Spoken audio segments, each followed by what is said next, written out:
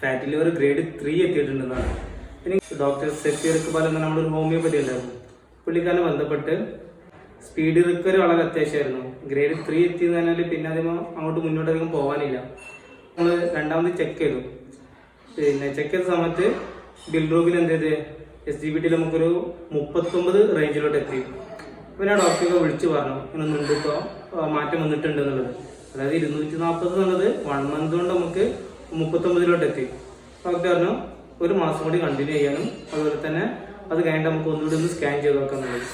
Life style എന്ന് പറഞ്ഞാൽ കാര്യമായിട്ട് വലിയൊരു ചേഞ്ച് അല്ല നടത്തിയത്, മറിച്ച് ഫുഡിൽ കുറച്ച് കൺട്രോൾ വരുത്തി.